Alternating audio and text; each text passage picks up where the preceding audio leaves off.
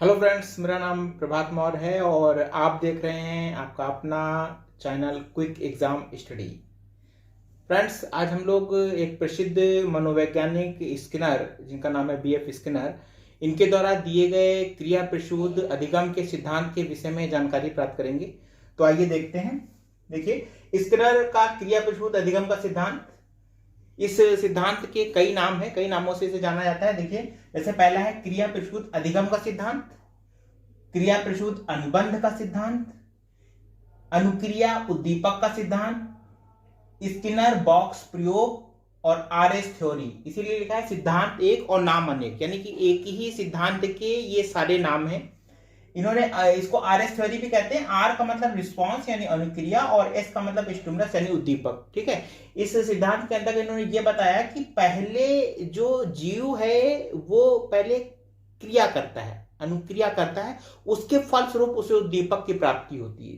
ठीक है, हाँ, इन्होंने ये बताया। अब इन्होंने जो प्रयोग किया था वो चूहे और कबूतर पर किया था। ठीक है, चूहे और कबूतर पर इन्होंने प्रयोग किया था। कैसे किया था? देखिए, चूहा, पहले इन्होंने चूहे को बॉक्स में बंद किया। ठीक है, देखिए ये चूहा है, बॉक्स में इसको बंद कर दिया और इन्होंने क्या किया कि नीचे की ओर बॉक्स में एक लीवर लगा दिया। ठीक है, वो लीवर ये था कि अगर लीवर को इस तरह से लगा कि अगर चूहा उस लीवर को चूहा दबा देता है तो ऊपर से भोजन जो है वो उसको मिल जाएगा, भोजन की सामग्री उसे मिल जाएगी।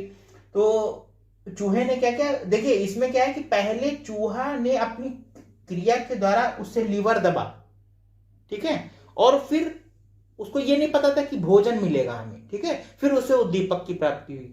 ठीक, यानी कि स्किनर महोदय ने ये कहा कि पहले व्यक्ति अनुक्रिया करता है और फिर फलस्वरूप उसे उद्दीपक की प्राप्ति होती है। ठीक है, तो वही वैसे ही उन्होंने दिखाया कि चूहे ने पहले अनुक्रिया की और लीवर को दबाया या पैर पड़ा, जैसा भी है, लीवर दबा तो उसे भोजन की प्राप्ति हुई। यही क्रिया बार बार हुई तो चूहे को यह पता चल गया कि अगर हमें जब भी भूख लगेगी हम इस लीवर को दबाएंगे और भोजन की सामग्री उसे मिल जाएगी। ठीक, तो ये चूहे के साथ प्रयोग था। इसी तरह दूसरा प्रयोग उन्होंने कबूतर के साथ में किया। ठीक है, देखिए ये बॉक्स है, बॉक्स में यहां पर ऊपर लीवर बनाया उन्होंने। ठीक है, और इसी लीवर से नीचे को कनेक्ट करके उन्होंने उसके भोजन खाने की सामग्री, दाने जो भी है वो रखा। तो जब कबूतर ने इस लीवर पर टोट मारी, अपनी टोट मारी, पहले अनुक्रिया की टोट मारी, ठीक है, फलस्वरूप क्या हुआ? उसे भोजन की सामग्री मिली, खाने की सामग्री मिली, यानी दाने जो भी उन्होंने रखे थे वो उसे प्राप्त हुए। ठीक, तो ये उन्होंने बताया कि पहले प्राणी अनुक्रिया करता है और फिर उसे उद्दीपक की प्राप्ति होती है। ठीक, अच्छा, जो स्किनर महोदय थे, स्किनर ने पुनर्बलन के द्वारा इस सिद्धांत को स्पष्ट किया। उन्होंने कहा कि इस सिद्धांत के अंतर्गत पुनर्बलन एक महत्वपूर्ण भूमिका ग्रहण करता है या निभाता है। ठीक है, उन्होंने कहा कि पुनर्बलन या प्रबलन जिसे कहते हैं, पुनर्बलन अगर सकारात्मक है, ठीक है, दोनों चीजें हैं, पुनर्बलन अगर सकारात्मक है तो फिर व्यक्ति की प्रशंसा होगी और पुरस्कार मिलेगा। अब जैसे इसमें देखिए, इनके प्रयोगों में चूहे ने सकारात्मक कार्य किया और उसे भोजन की प्राप्ति हुई तो ये पुरस्कार मिला, उसे भोजन की प्राप्ति हुई तो पुरस्कार मिला। ठीक है, अब और जिन क्रियाओं के द्वारा चूहे को भोजन नहीं मिला था, जो उसने क्रियाएं की सीखने के दौरान, जिनमें नहीं की थी, उसमें जब अनुक्रिया नहीं हुई, नकारात्मक रही, तो फिर वो उसे दंड, यानी दंड का मतलब ये है कि उसे भोजन नहीं प्राप्त हुआ। वैसे ही कबूतर के विषय में, जब कबूतर ने अपनी टोट मारते हुए लीवर पर उसकी टोट पड़ी तो वो सकारात्मक रहा और उसे, उसके परिणाम स्वरूप क्या हुआ कि उसे पुरस्कार के रूप में दाने खाने को मिले, जो उसकी भोजन सामग्री उसे मिली खाने के लिए। और जब उसकी टोट लीवर पर नहीं पड़ी, ठीक है, तो उसे क्या हुआ? भोजन नहीं मिला, क्योंकि वो उसको दंड हो गया, दंड के रूप में।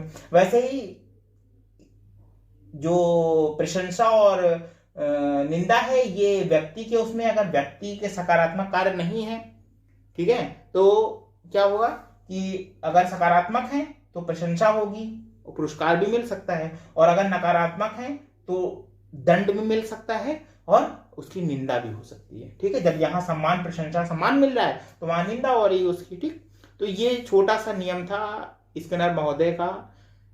इसे हम लोग क्रिया प्रसूत अधिगम का सिद्धांत, क्रिया प्रसूत अनुबंध सिद्धांत, उद्दीपक, Skinner box theory, SR theory, सबके नाम से जानते हैं। ये नाम बहुत से हैं और नियम सिर्फ इतना ही है कि पहले अनुक्रिया होती है, उसके बाद उद्दीपक की प्राप्ति होती है।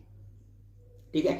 इसके पहले मैंने आपको एडवर्ड ली थॉर्नडाइक का एसआर थ्योरी पढ़ाई थी, ठीक है।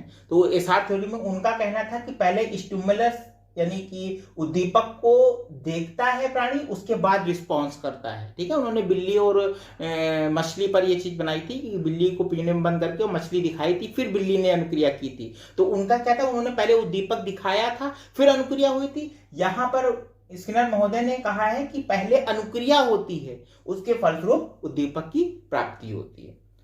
तो ये था स्किनर महोदय का क्रिया प्रसूत अधिगम का सिद्धांत। यहाँ पर समाप्त हो। बहुत ही सरल है, बहुत छोटा सा है। आशा है कि आप लोगों की समझ में आ गया होगा। तो फ्रेंड्स, आप हमारे चैनल को सब्सक्राइब कर लीजिए, बेल आइकन जरा दबा दीजिए, और अगर आपको ये वीडियो अच्छा लगा है तो लाइक कर दीजिए और हमारे साथ इसी तरह बने रहिए।